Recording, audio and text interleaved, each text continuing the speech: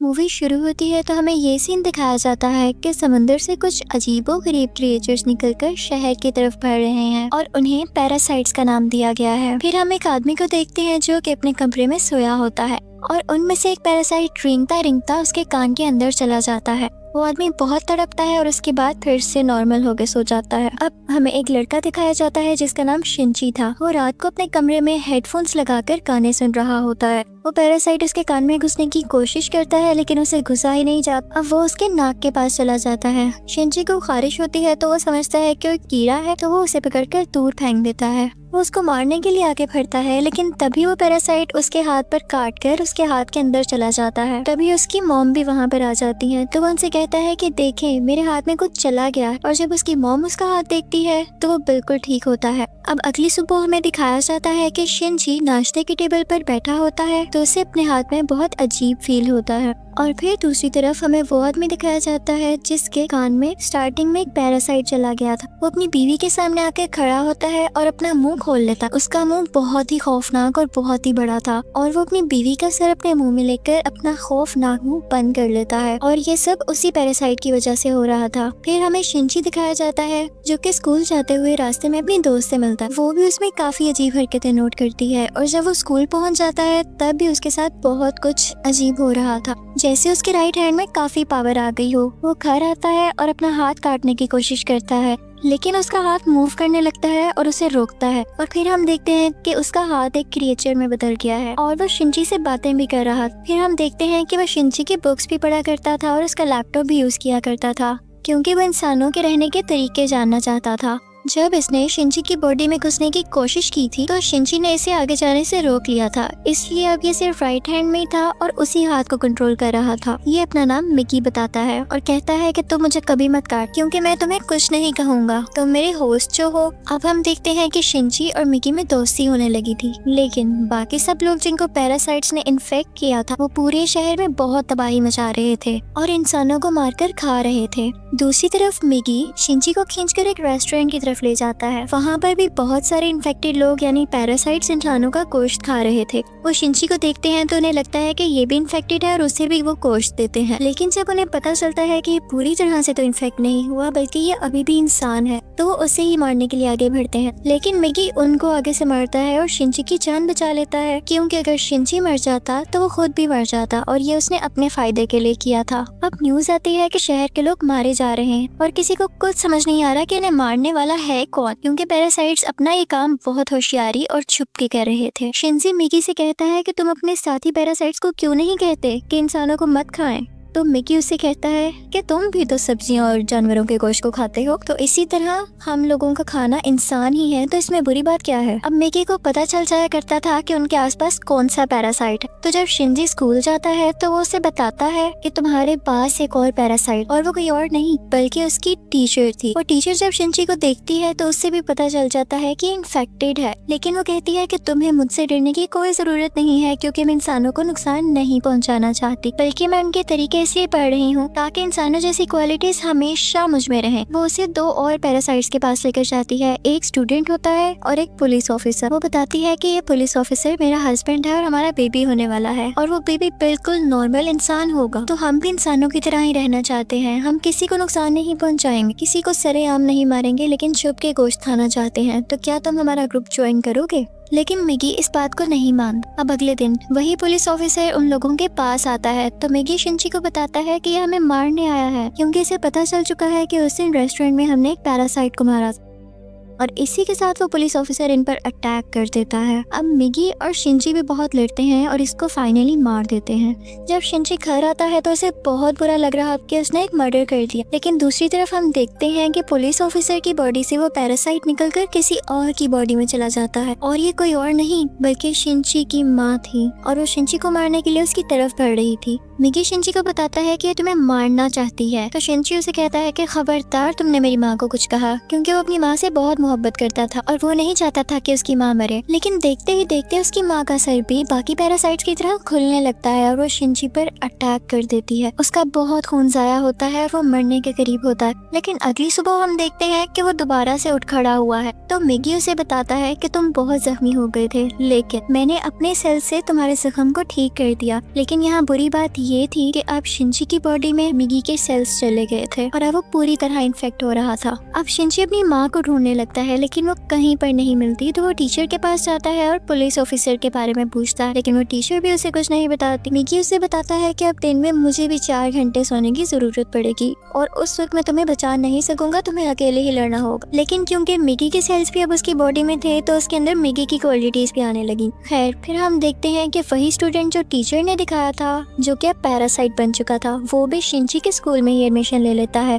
वो शिंची का दोस्त बनने का ड्रामा करता है, लेकिन आहिस्ता आहिस्ता सबको पता चल जाता है कि वो पैरासाइट है और फिर वो स्टूडेंट इन सब को मार देता है। इसके बाद वो शिंची की दोस्त को भी मारने भरता है, लेकिन शिंची अपनी दोस्त को उठाकर बिल्डिंग से जंप लगा देता है। अब वो टीचर वहाँ पर आती है और वो चाहती थी कि स्टूडेंट मर जाए क्योंकि इसकी वजह से उसका राज भी खुल सकता था। वो वहाँ पर ब्लास्ट करती है लेकिन उसे कुछ नहीं होता और फिर पुलिस वहाँ पर आ जाती है, लेकिन वो पुलिस को भी मार देता है। अब मिगी शिंची को बताता है कि वो बिल्डिंग की छत पर है और शिंची दूसरी बिल्डिंग की छत पर जाकर उसे एरो से मार देता है और उसके बाद वो टीचर के पास जाता है और उस पुलिस ऑफिसर का एड्रेस पूछता है जो कि पैरासाइट था और टीचर अब उसे एड्रेस दे देती है। उस पुलिस ऑफिसर का पैरासाइट अब भी उसकी माँ के अंदर था, लेकिन यहाँ पर मिगी के सोने का टाइम हो जाता है, तो इसका मतलब ये था कि शिंची को यहाँ पर अकेले ही लड़ना था। उस पैरासाइट को खत्म करने के लिए जैसे तैसे करके वो उसकी गर्दन काट देता है, जिसके बाद उसकी माँ और वो पुलिस ऑफिसर दोनों मारे जाते हैं। फिर हम देखते हैं कि शिंची अपनी दोस्त से हॉस्पिटल मिलने जाता है।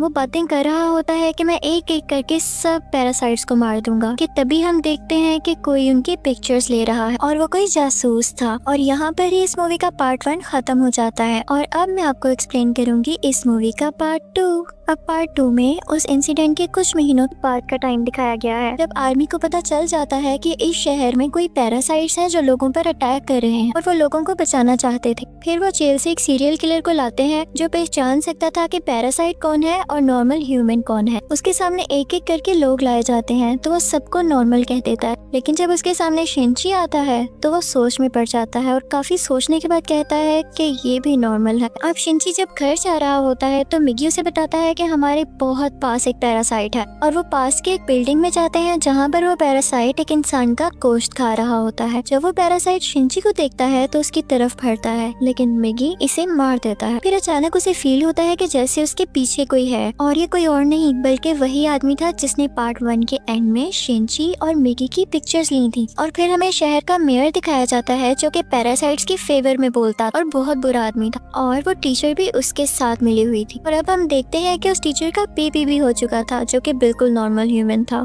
वो मेयर जान गया था कि शिंची पैरासाइट्स को मार रहा है तो वो भी उसे मारना चाहता था, लेकिन टीचर उसे मना कर देती है। वो कहती है कि मिगी और शिंची आपस में जुड़े हुए हैं तो मैं देखना चाहती हूँ ये कैसे एक साथ रहते हैं, और अगर तुम शिंची को मारोगे तो हमारा पैरासाइट मिगी भी मर जाएगा। और इसीलिए उसी ने शिंची के पीछे वो जासूस भेजा था ताकि उस पर नजर रख सके।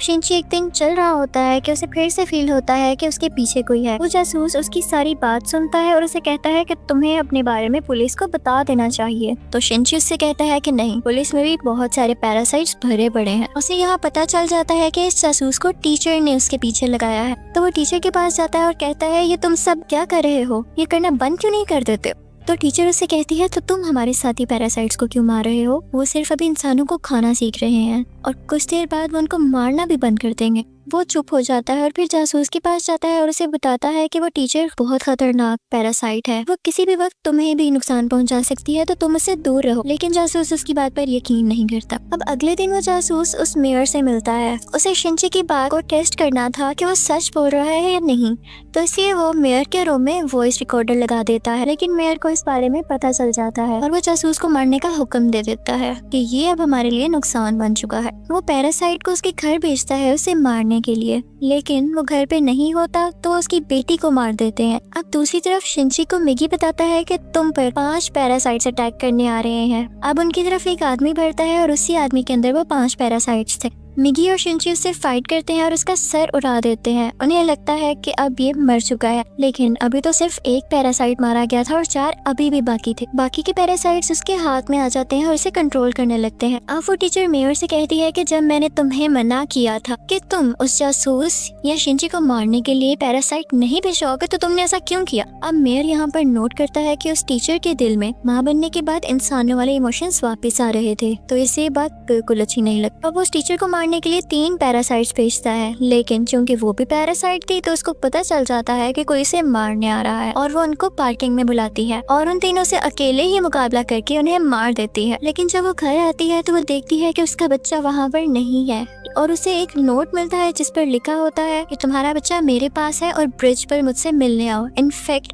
वो नोट उस जासूस का था। वो अपनी मरी हुई बेटी का बदला लेना चाहता था टीचर के इस बेबी को मारकर। वो टीचर घबराते हुए शिंची को भी अपने साथ वहाँ लेकर जाती है, तो शिंची उस जासूस को बताता है कि तुम्हें इसे मारकर कुछ नहीं मिलेगा क्योंकि ये बेबी एक नॉर्मल इंसान है। इसी दौरान आर्मी भी वहाँ पर आ जाती है और उन्हें पता चल जाता है कि मेयर ने अपनी बिल्डिंग के अंदर बहुत सारे पैरासाइट छुपाए हुए हैं। अब वो बिल्डिंग से एक एक करके लोगों को निकाल रहे थे और उनमें से जो पैरासाइट था वो उसको शूट करते जा रहे थे। सीरियल किलर भी वहीं पर था और फिर हम मेयर को स्पीच करता हुआ देखते हैं जो बता रहा होता है कि असली मॉन्स्टर्स तो इंसान हैं जो कि पैरासाइट्स को बिला वजह मार रहे हैं। तो वहाँ पर बैठे हुए आर्मी के सब लोग उसे शूट कर देते हैं जिससे उसकी डेथ हो जाती है। तभी वो सीरियल किलर चिल्लाने लगता है कि ये इंसान था, ये तो बस पैरासाइट्स का साथ दे रहा था। लेकिन जब वो पीछे मुड़ के देखते हैं तो वही आदमी उनके पीछे खड़ा होता है जिसके अंदर 5 पैरासाइट्स थे। सब उसे शूट करते हैं लेकिन उसे कुछ नहीं होता। फिर हम देखते हैं कि जासूस उस बच्चे को फेंकने ही वाला होता है। टीचर जब ये देखती है तो अपने बच्चे को बचाने के लिए उसे मजबूरी में पैरासाइट बनना पड़ता है। वो अपना एक हाथ निकालकर जासूस की चेस्ट में घुसा देती है जिसकी वजह से सबको पता चल जाता है कि वो एक पैरासाइट है। पुलिस उस पर मुसलसल शूट करने लगती है और वो जान गई थी कि अब उसकी जान नहीं बच सकती, तो वो अपना बेबी शिंची को पकड़ाने आती है। जैसे ही वो बेबी शिंची को पकड़ाती है बहुत ज्यादा गोलियां लगने की वजह से उसकी फौरन डेथ हो जाती है।